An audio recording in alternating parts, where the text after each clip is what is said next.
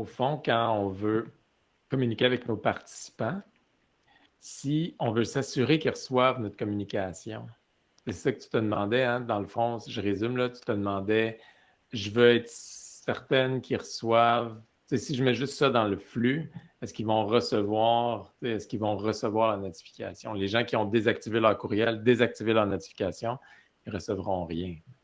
Puis des fois, c'est des informations importantes. Surtout, des fois, il y en a qui ont des classrooms d'école. Ce n'est pas nécessairement avec les élèves. Là. C'est vraiment un moyen de communication qui est beaucoup utilisé. Classroom devient un petit site. Il y a beaucoup, beaucoup de réapos qui font ça. Classroom devient un site dans lequel ils mettent les documents importants. Fait idéalement, les profs, il faudrait qu'ils soient juste au moins notifiés qu'il y a quelque chose de nouveau. Fait que le moyen comme ça que j'utilise, effectivement. C'est ça, hein, ça s'est fait...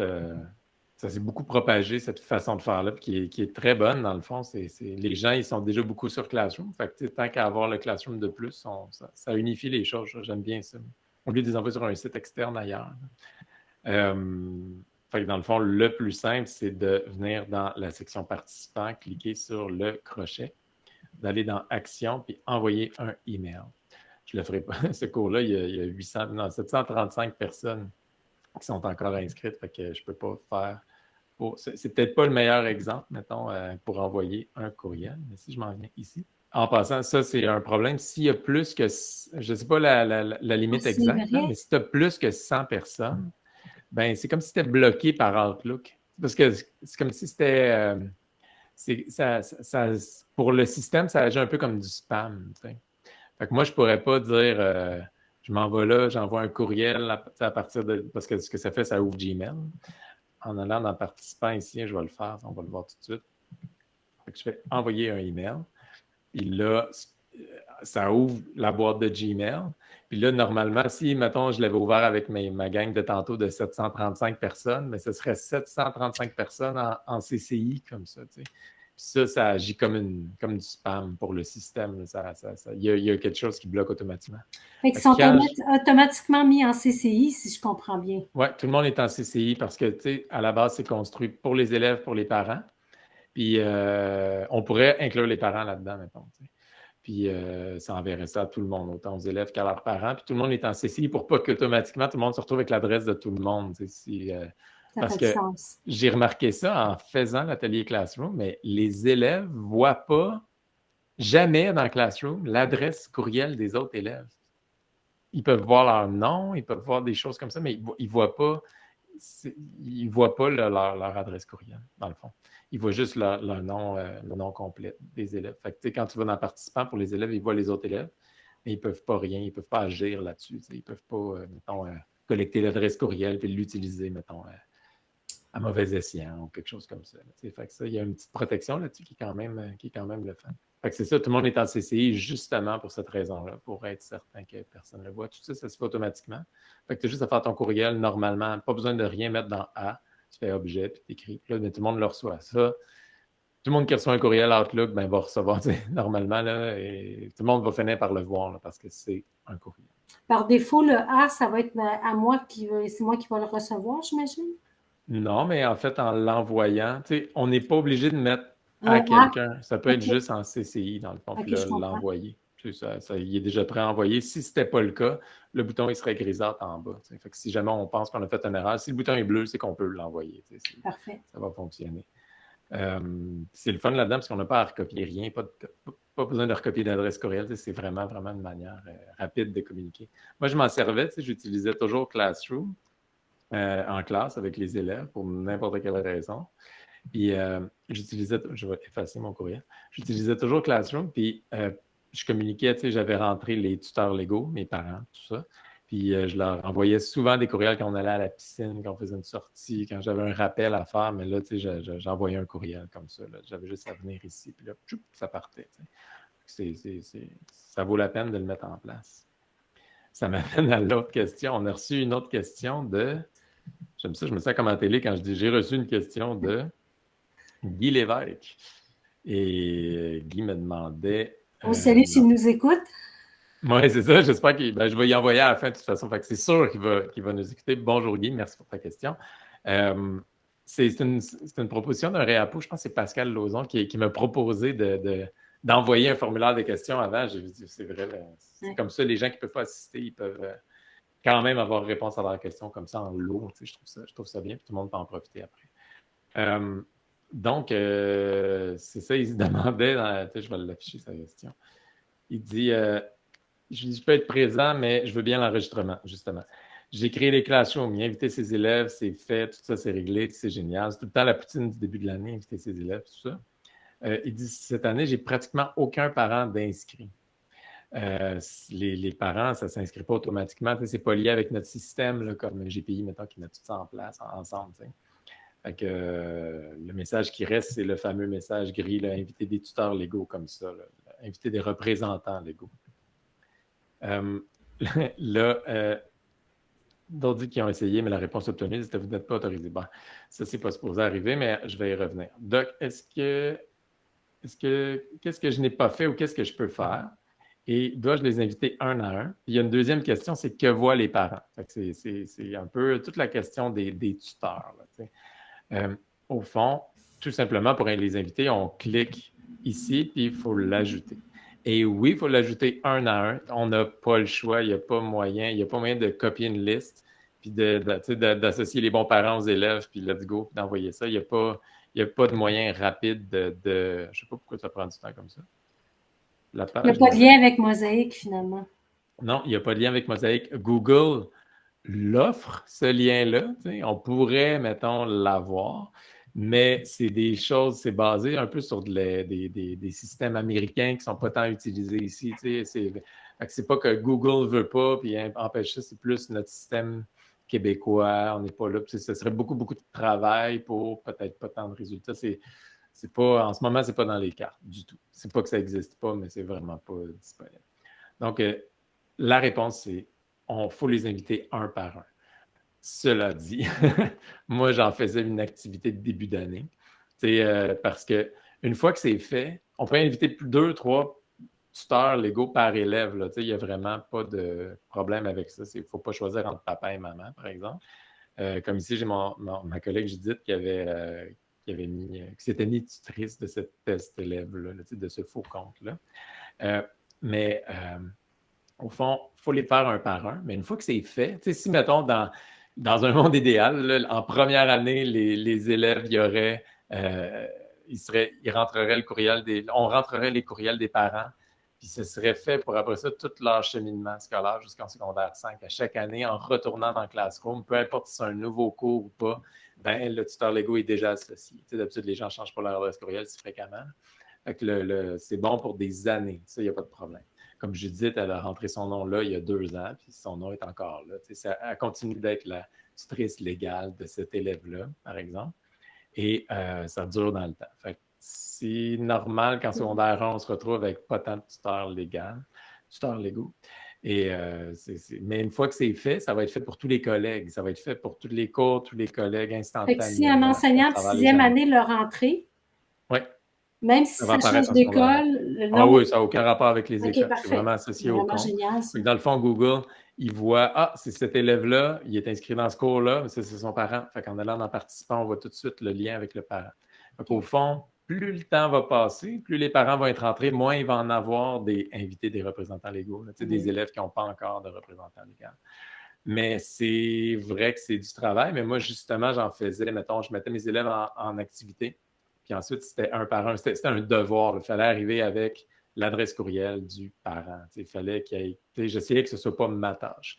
Fait que là, moi, je leur prêtais mon ordinateur. Je me rappelle, c'était comme, prends mon ordi, puis là, tout écrit là-dessus. J'avais comme certains. J'avais développé certains mécanismes au début de l'année, des petits trucs, mettons, pour inciter mes élèves à faire ça, mais c'est une vraie tâche. Sauf que moi qui l'avais fait, je l'avais fait pour tout le monde après. C'est gentil. On peut peut-être séparer la tâche par niveau. Il y a peut-être moyen de parler à ses collègues et de faire ça, mais c'est dommage parce qu'il n'y a pas de moyen. Puis en même temps, quand j'y pense, je ne sais pas comment on ferait pour aller vite. Parce que tu as une liste de parents, il faut l'associer quand même à un élève en quelque part. Il faut quand même dire au système, cet élève-là a 2 parents, l'autre, il y en a juste un que je vais mettre l'adresse. C'est un peu complexe, mais c'est comme ça. Et une autre chose intéressante, c'est que tu me demandes de quoi ça a l'air, qu'est-ce qu'il voit le parent? Tu sais, c'est intéressant. On peut toujours avoir accès à ça, avoir accès à un exemple en venant ici dans la roulette de réglage. En allant dans les paramètres, si on descend à côté de l'espèce d'interrupteur qui active ce résumé, parce qu'on n'est pas obligé de l'activer. Si on ne l'active pas, le parent, on n'apparaîtra pas sur le résumé. Tous nos collègues pourraient l'activer pour leur cours. Puis nous, mettons, nous, profs de maths, ben moi, je ne veux pas que ça apparaisse dans le. Je ne veux pas que les parents reçoivent rien de mon cours. C'est notre droit. Là. On a le choix. On a juste à le désactiver. Ça ne le désactive pas pour nos collègues. C'est juste qu'on n'apparaîtra pas dans ce résumé automatique. Là. Et là, il nous montre afficher un exemple. Donc, on peut cliquer là-dessus. Ça ouvre un nouvel onglet. Ça nous amène à l'aide de Google. Et il y a un exemple ici de récapitulatif par email. L'exemple est en anglais, mais il ressemble vraiment, vraiment à ce que l'élève va... en fait, pas l'élève, mais le parent va recevoir. J'en ai sorti un extrait, moi, dans mes courriels de mon garçon. Genre, moi, c'est ce que je recevais. Comme là, on voit 16 avril 2021, moi, je recevais ça. Fait qu'on voit que mon gars, mettons, avait des devoirs manquants. En français de secondaire 4, date limite le 15 avril. On était le 16 avril. Fait que là, ça commence avec ce qui manque. Un peu comme dans Classroom aussi, les élèves, quand ils vont dans la section affaires, ils voient tout de suite ce qui est en retard, ce qui manque, ce qui est le plus pressant. Fait que ça aide à ce qu'ils s'organisent. Fait que, on voit ici qu'il y a ça ici. Puis moi, il n'y a rien qui se clique là-dedans. Ça, c'est le vrai rapport. Ce n'est pas une copie du rapport, c'est le courriel que j'ai reçu. Puis il n'y a rien qui se clique. Je ne peux pas faire un message au prof. Oui, c'est à cause qu'il était malade. Je peux pas rien écrire. Là. C'est juste une information qui m'est envoyée, comme un PDF que je ne peux pas modifier. Et on voit que ce qui était à rendre au prochain cours. On a les activités de d'autres cours. Donc, ça, c'était français. Puis là, j'arrive ici, c'est maths. Encore des français. Là, il y a une annonce qui a été faite par la prof. Donc, j'ai eu français puis maths comme information. Et on ne reçoit pas d'informations sur les cours où il ne se passe rien. S'il n'y a pas d'annonce, s'il n'y a pas de rien à remettre, s'il n'y a pas de date mise aux travaux aussi, il faut mettre des dates pour que ça apparaisse pour que ce soit structuré et que ça apparaisse. Genre, la semaine prochaine, l'élève va ça faire. Donc, ça donne un exemple de ce que c'est le résumé au tuteur légal. La seule chose que le parent peut faire, c'est aller dans les paramètres ou se désabonner complètement. Aller dans les paramètres sont hyper simples. Je vais cliquer dessus. Les paramètres sont très, très, très, très simples. C'est seulement la fréquence. C'est est-ce que c'est chaque jour ou chaque semaine? Et le fuseau horaire. Le fuseau horaire, je serais étonné que ça concerne quelqu'un, mettons, là, mais c'est vraiment pour changer quand est-ce qu'on le reçoit. T'sais. Au fond, si on ne veut pas le recevoir, je pense que c'est à peu près vers 4 heures. Les résumés hebdomadaires sont envoyés le vendredi après-midi. Donc là, je ne sais pas pourquoi ça continue de charger. Peut-être parce que le cours n'existe plus, là, c'est peut-être ça. Mon gars, il n'est pas dans. En tout cas, j'en reçois pas cette année de résumé au tuteur légal, par exemple. Fait que c'est ça, mais c'est là qu'on a le choix. Mettons, le parrain décide chaque jour ou chaque semaine. C'est pas mal le détail, mais c'est un peu en gros de quoi ça a l'air. J'espère que ça répond à ta question, mon cher Guy. J'ai eu une autre question Classroom qui, c'est le fun parce que c'est un problème. C'était un problème, c'est plus un problème. C'est ça la question que j'ai eue. C'était une question vraiment, vraiment qui m'a habité pendant tout l'été. Là. Google, il y avait un bug dans l'application Classroom qui faisait en sorte qu'on ne pouvait pas corriger avec le stylet comme c'est supposé être. Et dans le fond, la correction par stylet, ça s'utilise seulement sur l'app Classroom. Toi, tu as déjà vu ça, Myriam? Hein? Tu sais exactement de quoi je parle. Hein? C'est ça. La correction par stylet, c'est juste par l'application. Là, en fait, tout allait bien. Tu sais, on pouvait ouvrir comme là, j'ai fait un faux devoir tout à l'heure, devoir vraiment important. On pouvait ouvrir un devoir, cliquer sur un élève, puis là, ensuite, cliquer sur la copie de l'élève. Là, c'est une copie par élève. Puis ensuite, cliquer sur un petit crayon qui est en haut de l'écran et venir modifier le PDF. Puis ça fonctionnait. C'est là où ça ne marchait pas. Dès qu'on cliquait sur le crayon, l'écran devenait noir, on ne pouvait plus rien faire. Donc, on venait de perdre vraiment la seule utilité d'avoir l'appli du Play Store là, sur notre Chromebook, la seule utilité d'avoir la fonction mobile de Classroom, on venait de la perdre, puis notre stylet, on ne pouvait plus s'en servir avec la version web. C'est dommage. Fait que là, en allant regarder, j'ai remarqué qu'ils ont changé. Non seulement ils ont corrigé le problème, le problème est corrigé depuis à peu près un mois. Puis, ou quelques semaines, peut-être pas tout à fait un mois, mais c'est très récent. Là. Ça date du mois de mai, je pense. Puis ça a duré tout l'été. Il y a eu des mises à jour, puis ils ne corrigeaient pas ce problème-là sur des super bons Chromebooks. Ça ne marchait pas nulle part, je capotais. Je ne comprenais pas du tout Google. J'étais vraiment...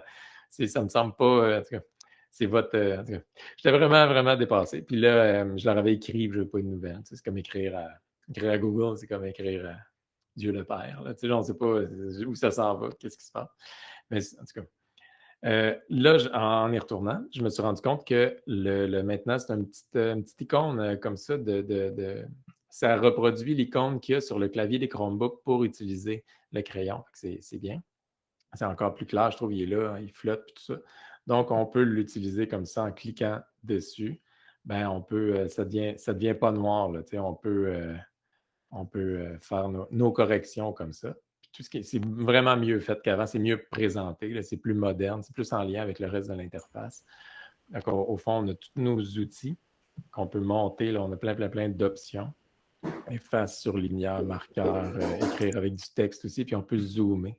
On peut vraiment aller écrire, puis aller dans le détail.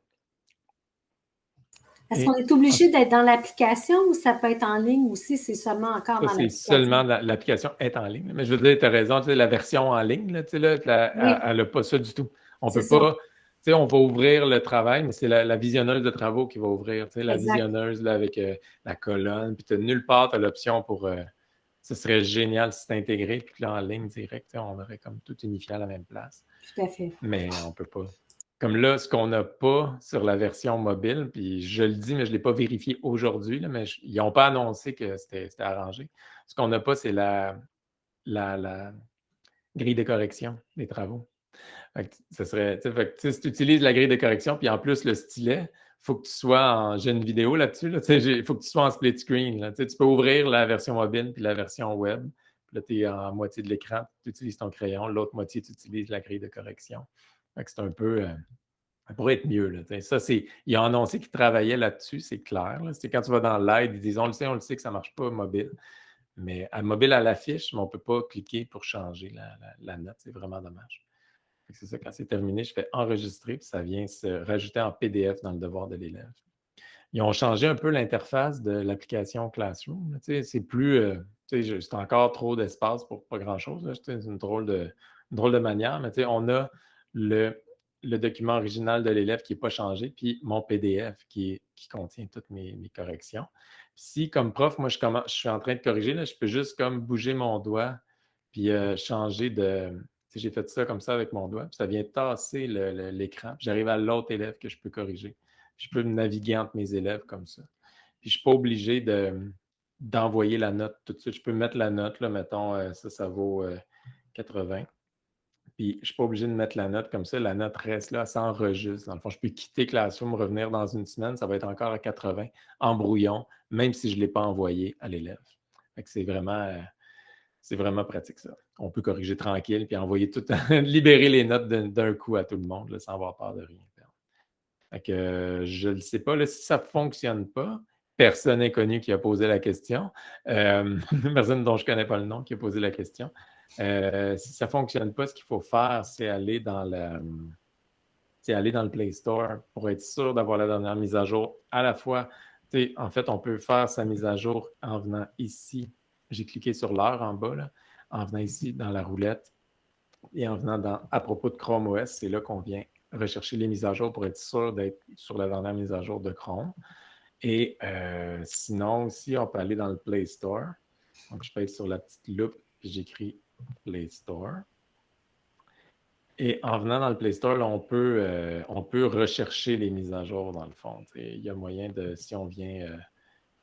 je suis tout le temps un peu perdu dans le Play Store, là, je le trouve un peu... j'ai cliqué sur Classroom, j'ai cliqué ici, puis il y a mise à jour automatique, il faut que ce soit activé dans le coin, là, comme ça. Parce que par défaut, sur Chromebook, les mises à jour automatiques, c'est par défaut? Je ne sais pas si c'est par défaut, c'est une bonne question. Mais présume que oui, parce que tout le monde a intérêt à ce que les mises à jour se fassent par défaut. Souvent, Clairement. c'est des mises à jour pour s'adapter aux nouvelles versions, tout ça. Mais ouais, le Play Store, là, c'est un peu, il est très, très, très limité comme option, mais il faut que les mises à jour soient activées. Là. Sinon, pour être sûr d'avoir la dernière mise à jour, on le désinstalle. Si on a l'application comme ça, on clique droit dessus, puis on peut désinstaller. Puis ensuite, juste aller le réinstaller, ça va prendre 1 minute. Puis là, ben, ça va être déjà connecté. Puis on va avoir la dernière version, ça c'est certain. Juste avec le clic droit, il y a beaucoup d'options. Hein, tu peux l'épingler, puis tout ça, puis tu peux avoir un accès direct à ton cours. Donc, au lieu d'ouvrir, d'attendre, d'aller dans ton cours après, tu peux cliquer puis aller directement dans le cours que tu veux. Fait que ça va un petit peu plus vite. Je ne le savais pas. Fait que je viens de le découvrir en parlant. C'est vraiment bien. Fait que ça fait le tour des 3 questions que j'avais eues, moi, en lien avec ça.